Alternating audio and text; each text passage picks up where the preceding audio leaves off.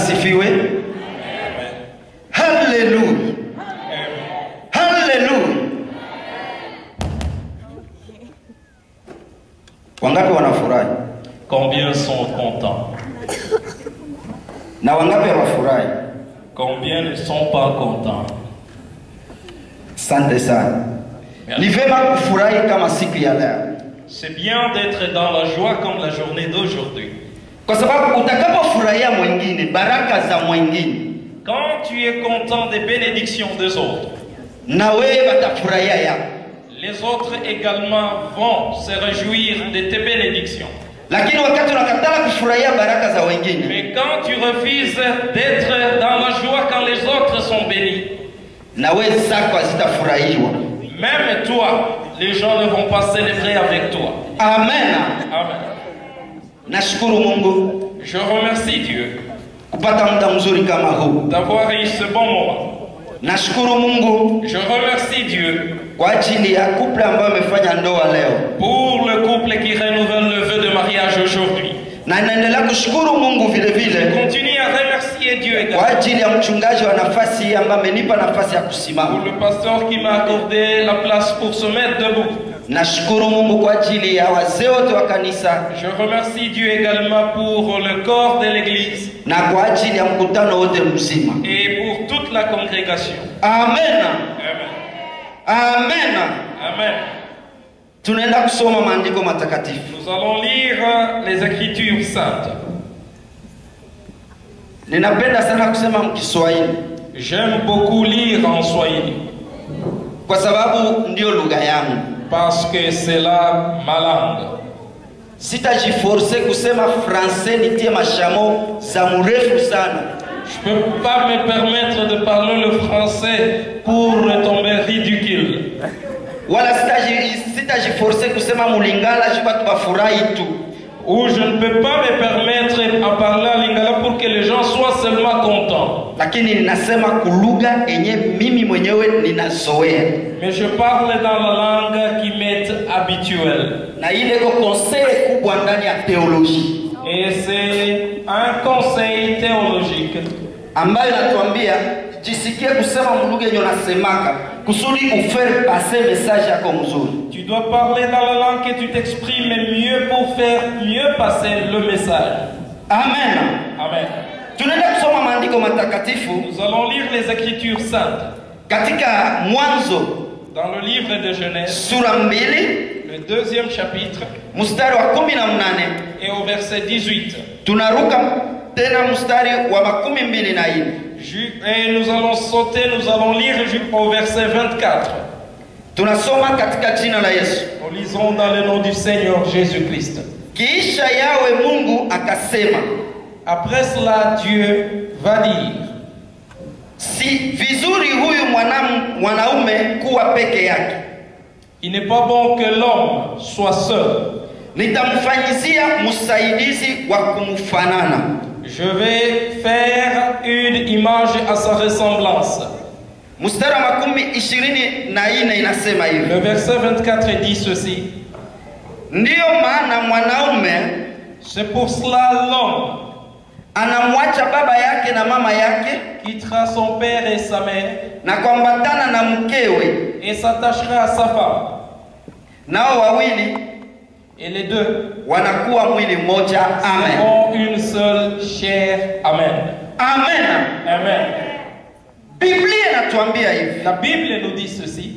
Mungu, Dieu, baada ya kumuumba Adamu, après avoir créé Adam, akamtia ndani ya shamba la Edeni. Il l'a mis dans le jardin d'Éden. Na baada ya masiku anakuja kumchunguza Adamu. Et après quelques jours, il est venu voir. Akamwona Adamu iko peke yake. Il a trouvé qu'Adam était seul.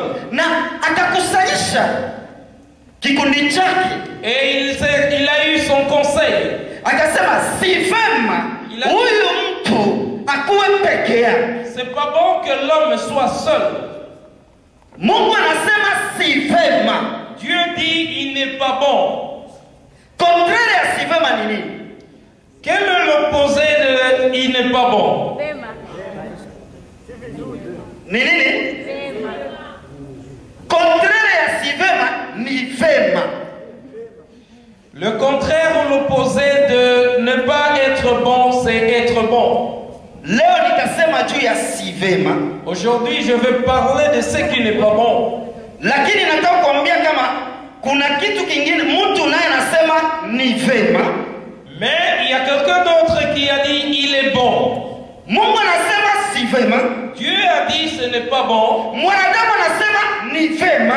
L'homme dit que c'est bon. Mungu anasema si vema mtu awe peke yake. Dieu dit qu'il n'est pas bon que l'homme soit seul. Mwanadamu anasema ni vema mie nibakie peke yangu. L'homme se dit il est bon que je sois Na seul. kwa sababu ya ile kusema yake ni vema, Et à cause de ce que l'homme anaenda kinyume na mapenzi ya Mungu. cela va à l'encontre de la parole de Utakuta Dieu. mtu maisha yake yote mzima Tu trouveras quelqu'un toute sa vie, anabakia ndani ya nyumba il reste dans la maison, iko peke yake, restant seul. anasema ni vema Il dit c'est bon nibakie peke yangu que je sois kuliko seul kuwa na mzigo. pour qu'elle d'avoir un fardeau. Na ni shida katika maisha ya watu wengi. Et c'est vraiment un problème dans la vie de la plupart Utamsikia des mtu gens. kama ule anasema ni vema, La personne qui dit qu'il est bon, lakini maisha yake ni ya kukimbia nyuma ya wasichana usiku na mchana, hata na wabibi ya wenzake. mais la nuit il ne fait que courir vers le jupon jusqu'à prendre ou à courtiser les femmes d'autrui. Kwa sababu alisema si ni vema, Parce qu'il a dit c'est bon. anaona ni vema mwanamke wa mwenzake kuwa mke wake kwa wakati kidogo kuliko yeye kujikamatia wa kwake. Et il trouve que la femme d'autrui devient très bon au lieu qu'il puisse prendre sa propre Anasema femme. si vema, Il dit c'est pas bon. anakatala kujisalia wake batoto basichana, Il refuse d'avoir des anaanza enfants filles. kukizana na wasichana watoto wa watu wengine wakuwe wabibi Il zao. commence à courir devant les petites filles pour qu'elles soient Kwa ses sababu femmes. maisha yake yote anasema ni vema akuwe gisi alivyo. Parce que toute sa vie, cette personne se dit, il est bon que je sois tel que je suis. Pale gisi amekuwa ndio anataka kumpendeza Mungu, na ijapokuwa anamchukiza Mungu kwa sababu amempinga Mungu. Et la personne se croit être dans la voie de Dieu plutôt qu'être en dehors de la voie de Dieu. Or, la réalité est que la personne est en dehors de la voie de Dieu. Tusome Wakorintho wa kwanza sura 7. 1 Corinthiens, le chapitre 7. Mstari wa kwanza na wa pili. Le premier verset et le deuxième. Tusome katika jina la Yesu. Nous allons lire dans le nom de Jésus. Sasa tuangalie mambo yale mlioniandikia. Maintenant que nous puissions voir les choses pour lesquelles vous m'avez demandé. Ni vizuri mwanaume asioe, Il est mieux que l'homme ne puisse se marier. lakini kwa ajili ya kuepukana na uasherati Mais à cause de l'adultère ou de la fornication, inafaa kila mwanaume akuwe na mke wake wa pekee, il est bon que chaque homme ait sa femme na kila mwanamke akuwe na mume wake wa pekee, et que chaque femme ait un mari. Biblia inatuambia hivi. La Bible nous dit ceci. Paulo anaandikiwa barua. Paul a été écrit à Paul une lettre. Wakorintho wanamwandikia Paulo barua, wanamwambia Les gens de Corinthe ont écrit à Paul une wasie lettre. vraiment mwanamke wanakuwa tatizo kwetu. Les femmes sont devenues un problème pour nous. Tuelewe ya kwamba première epître ya Paul kwa Korinthie banaita epître de problème. Et que nous puissions comprendre que la première épître de Paul aux Corinthiens est appelée l'épître de problème. Ni epître ambayo Paulo alikuwa anapata ni mabarua za maakizasio za mingi kuliko vitu vyenye yeye mwenyewe angeliweza kwenda kujionea. C'est là où nous voyons que Paul a reçu beaucoup d'accusations sur certaines choses plutôt que lui-même allait les expérimenter. Na kwa hii kulikuwa mojawapo ya hii chapitre 7. Et il y avait l'une de ces choses, le chapitre 7. Wakorintho wanaandika barua kwa Paul. Les gens de Corinthe ont écrit une lettre à Paul. Wanamwandikia maneno ya wanawake. Ils lui ont écrit concernant les femmes. Walipenda wastaki wanamke. Ils ont voulu accuser les femmes. Ndio Paulo kwa kutafuta kushusha tension yao Et Paul, pour atténuer et apaiser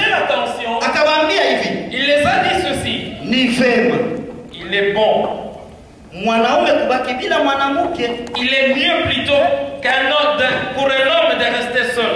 Verset 2 nasema hivi. Le deuxième verset dit, lakini kwa sababu ya uasherati, mais à cause des convoitises, kwa sababu ya uasherati, à cause des convoitises, ni vema ndugu Donatien kumkamata mke wake kuwa mke wa pekee. Il est bon pour papa Donatien d'avoir sa femme, qu'elle soit sa femme seule. Ni vema akamate mwanamke wake wa pekee. Il est bon qu'il puisse prendre sa propre femme. Lakini kwa sababu ya uasherati, mais à cause de ndugu, kila mtu aolewe na aowe. À cause de troubles d'adultère et de fornication, s'il vous plaît, que chaque homme puisse se marier, que chaque femme puisse se marier. Dieu dit qu'il n'est pas bon. Lakini mwanadamu anamwandikia Paulo na kumwoblige mubarua na Paulo basi anasabasi ni vema. Dieu a dit qu'il n'est pas bon et il a écrit à Paul une lettre pour lui dire qu'il est bon. Chini ya ile ni vema, chini ya ile ni vema nyaliandika, au-delà de ce que les gens ont dit qu'il est bon, shurti chini.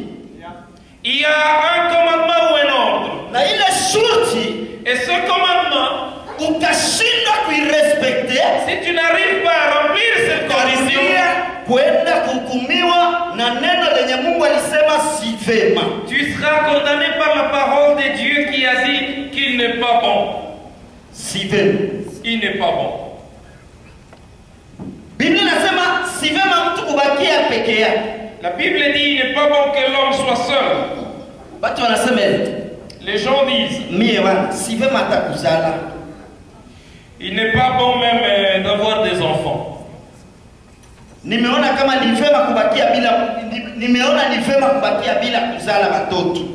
Je trouvais qu'il est bon de rester même sans avoir des enfants. Lakini kwa sababu amesema ni vema kutokuzala, parce que la personne s'est dit qu'il n'est pas bon d'avoir même des enfants, anafunga uzazi yake, la personne se prive d'avoir des enfants. Directement utamusikia kesho la courir derrière mtu mwenye kuna watoto 10 atafuta kisi ya kuarashe watoto hata watatu aanze kubachunga. Il court devant les personnes qui ont des enfants, surtout ceux qui ont 10 enfants, comme Pasteur Chrisou, d'aller aider avec les enfants. Lui qui a dit qu'il n'est pas bon d'avoir des enfants. Il n'est pas bon d'avoir des enfants parce que les enfants sont intéressants. Il est bon de rester tel que parce que je ne veux pas de dérangement des enfants. Après quelques jours, il va adopter les enfants. Alors qu'il c'est lui-même qui a dit que c'était bon de rester seul. La voix que tu as adoptée, est-ce qu'il ne va pas apporter de bruit dans la maison?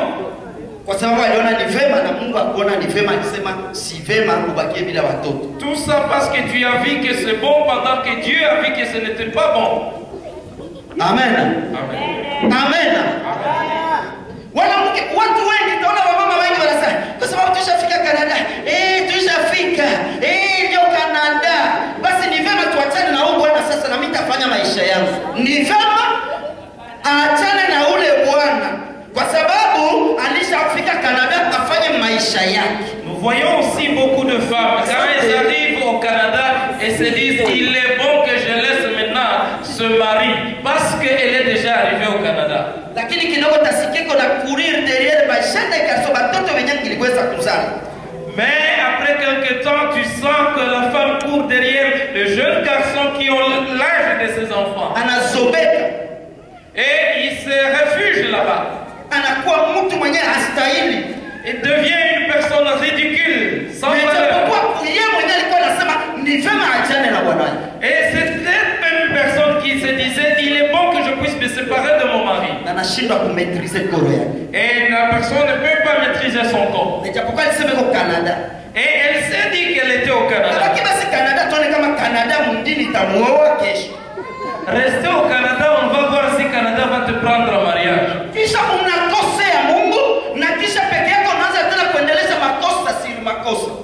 Tu as d'abord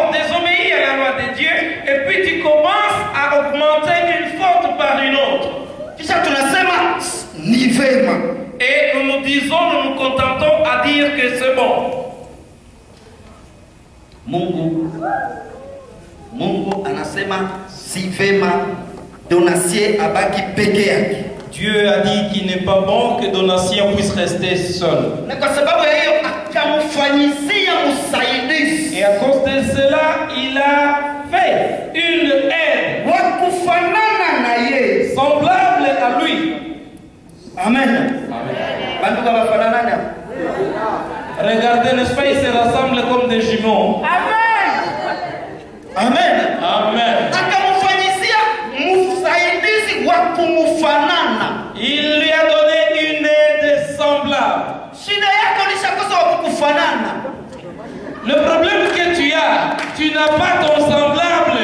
Tu as déjà manqué ton semblable. Biblia inasema hivi, kamba ya nyuzi moja na katika haraka. La Bible dit une corde à un seul fil se coupe rapidement. Lakini kamba ya nyuzi mbili tatu haiwezi kukatika haraka. Mais une corde à deux fils est difficile à se casser. Combien de fois unalalamika usiku na mchana, muniombee mwili nanishinda, muniombee mwili nanishinda. Mwili inakushinda. Combien de fois tu pries et tu cries dans la nuit que vous puissiez prier pour moi. Le corps ne va pas, je ne peux plus me retenir. Mwili nakushinda ndio ulisema ni vema ubakie peke yako. Comment est-ce que tu n'arrives pas à te retenir pendant que tu as dit il est bon de rester seul? Ubaki basi peke yako, maneno yako ishi. Reste seul et que ça Sikushinde tena. que tu ne puisses plus te lamenter. Bayama, papa mtu niombee mwili. Mwili Mungu alitupatia. Mwili ndio Mungu alitupatia, suishinde basi. Suisema tawezi. Et tu commences à déranger le pasteur qui puisse prier pour toi pendant que tu t'es dit toi-même tu vas te contenir et tu n'arrives pas à te contenir. Si vema ubakie wewe peke. Il n'est pas bon que tu restes seul. Pour les célibataires, geukia mwenyeko pembeni yako mwambie, bwana, si vema nikuwe mimi peke bandu. Les célibataires, tournez à côté. On n'a pas dit au mari, je vois le mari aussi tourner. Les célibataires, tournez. Dites à ton voisin qu'il n'est pas bon que je reste seul.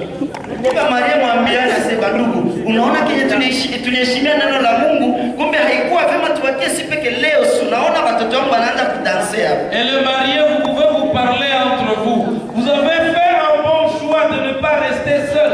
Il y a des enfants qui s'amusent à côté de vous. Biblia inatuambia La Bible nous dit, ya kwamba Mungu akasema hivi, Dieu dira ceci. mwanaume atamwacha baba na mama yake. L'homme quittera son père et sa mère.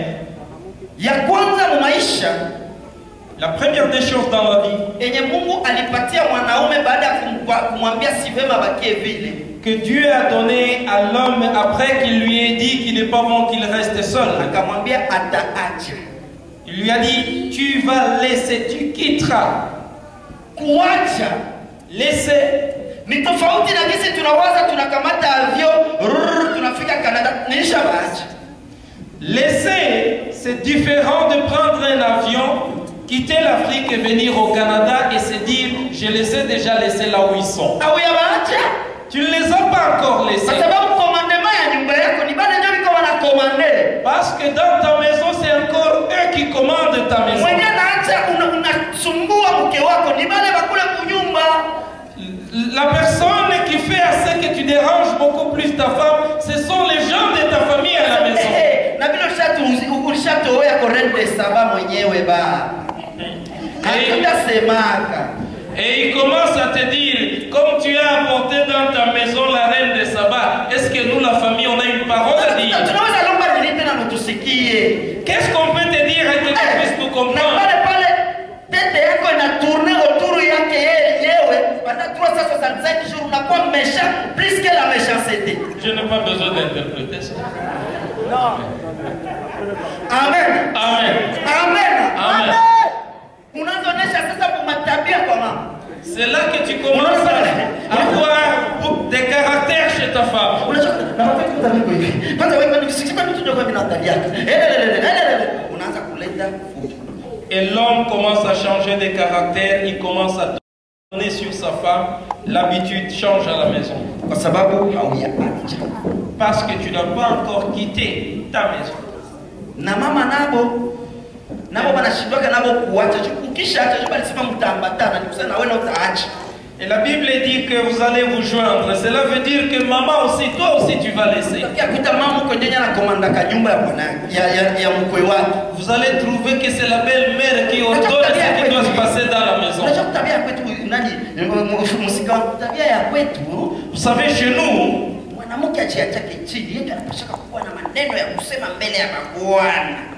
ce n'est pas à l'homme de parler dans la maison, c'est à la femme de parler chez nous dans notre tradition. Ça c'est votre tradition. Mais dans la parole de Dieu, ils seront joints ensemble et les deux auront une seule parole. Ils auront une seule parole. Oh, c'est pas beaucoup de paroles pour juste des troublés, mais juste une seule parole.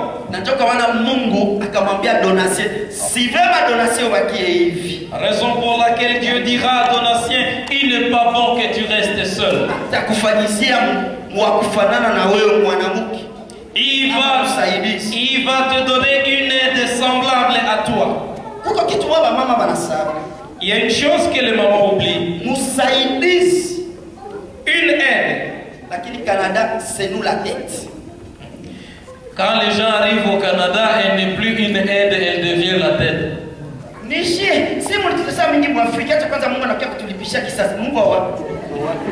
Vous nous avez beaucoup fait souffrir en Afrique. Dieu merci, nous sommes arrivés au Canada. Nous allons, c'est notre tour. Quel est ce Dieu qui vous a autorisé? C'est le Dieu bidon. Ce n'est pas le Dieu des cieux qui peut vous permettre. Le Dieu du ciel dit que tu es une aide. Les papas, ils sont très contents avec ça.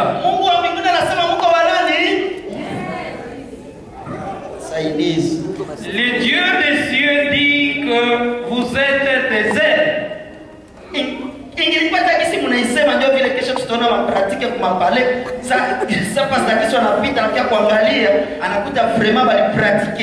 Si ce que vous dites ici à l'église, c'est ce que vous pratiquez réellement dans la maison, et que quand un pasteur qui se passe à la maison, il trouve que c'est cela qui se fait, ça allait très bien. Amen. Il a dit, tu vas quitter. Et il a dit, vous allez vous joindre. Se joindre, c'est-à-dire être ensemble. Être serré. Dans l'intelligence et dans les intentions. Dans tous les plans et les programmes de la maison. Amen. Goma msipake nafundisha bamama nikawaambia hivi. Un jour à Goma, c'est pas que j'enseignais les mamans, je leur disais ceci. Bandugu kuko shida yenye Mungu anakia kudécouvrir ndani ya bamama ni hiki. Il y a un problème que Dieu a découvert dans les mamans, c'est quoi? Batu bana changer maneno yenye Mungu alisema banatia yao. Les gens changent la parole de Dieu et ils mettent leur propre parole. Na ndio kunaona sasa ndani ya manyumba mingi kunakuwa ndoa na mfupa wa kichwa. Et aujourd'hui nous allons voir dans des familles le mariage, au lieu que ça soit la côte, ça devient l'os de la tête. Na kunakuwa ingine ndoa inakuwa ya mfupa wa mguu. Et il y a aussi d'autres mariages, au lieu que ça soit la côte, ça devient l'os du pied. Na ijapokuwa Mungu alisema ndoa ikuwe mfupa ya wapi? Pendant que Dieu a dit que la femme a été tirée de la côte. Le mariage doit tout tirer son inspiration de la côte. Le maman, il ne faut pas me frapper, que vous puissiez répondre à mes questions.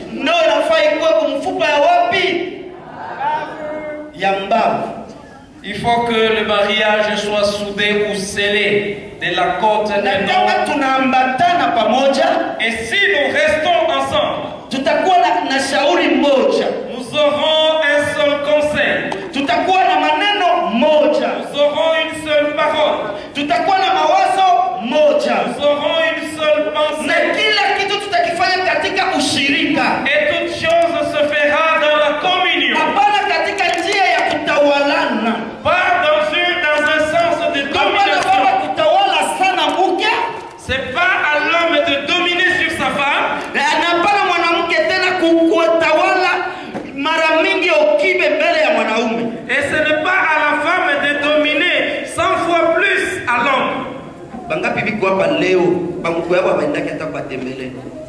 Combien de gens, leurs belles-mères, ne peuvent plus les visiter?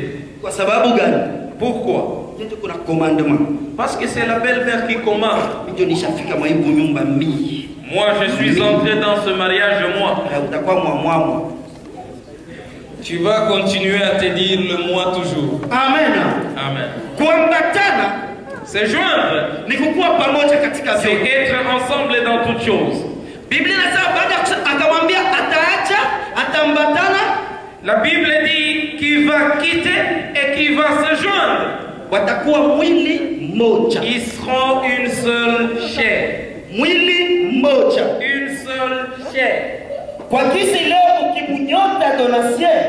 Jusqu'au point où aujourd'hui, si tu touches Donatien, la personne qui sentira la peine, c'est maman. La maison ou le mariage où il y a l'unité, si la femme écoute quelqu'un parler du mal de son mari, il y a quelque chose qui lui fait manquer la paix.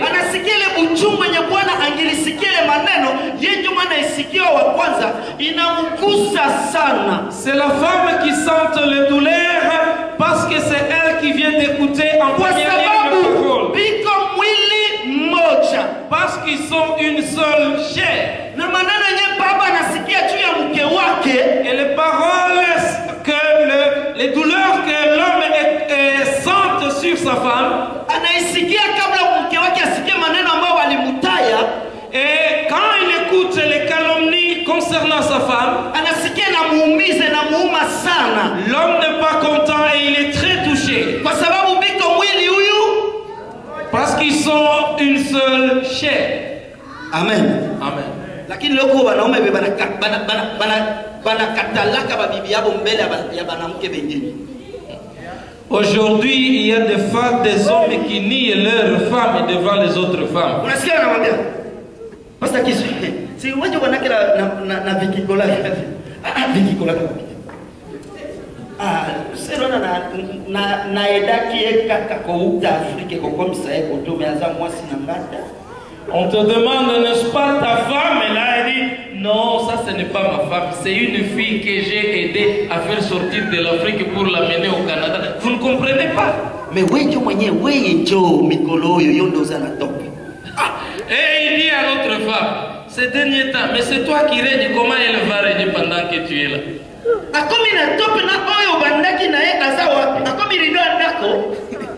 Et elle, la femme de l'extérieur, comment elle peut devenir au premier niveau pendant que la femme avec qui tu as vécu tout le temps en Afrique est restée à la maison? Est-ce qu'elle est devenue le rideau de la maison?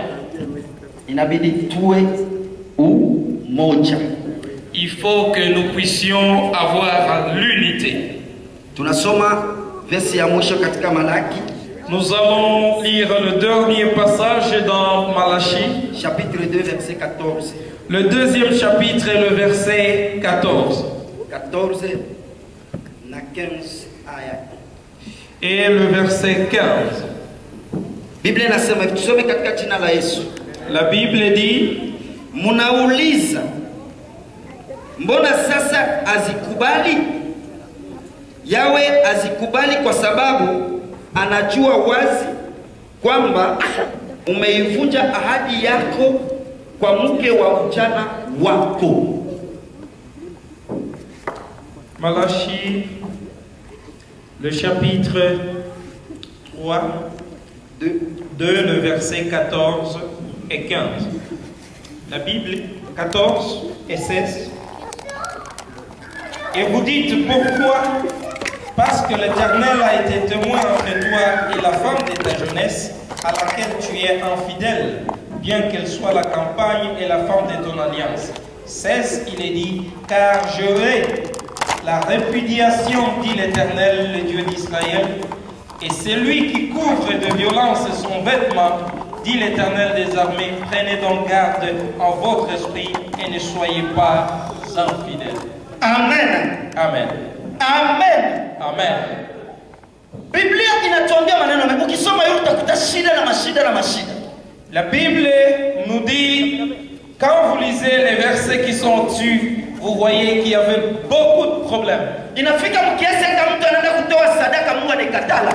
Au point où la personne va donner l'offrande à Dieu et que Dieu refuse. Unapojiuliza ni kwa nini? Et il se demande pourquoi. Mungu anasema ni kwa sababu uko infidèle. Parce que Dieu dit que tu es infidèle. Mbele ya mwanamke wa ujana wako. Devant la femme de ta jeunesse. Mbele ya mwanamke wa ujana wako utakuwa infidèle, byako vyote Mungu atakatala. Si tu es infidèle devant la femme de ta jeunesse, Dieu ne pourra pas aussi t'approuver. Kwa sababu anasema ni yeye alikuwa mshuhuda. Alikuwa mshuhuda wa kwanza. Parce que Dieu dit qu'il a été le premier témoin de votre mariage.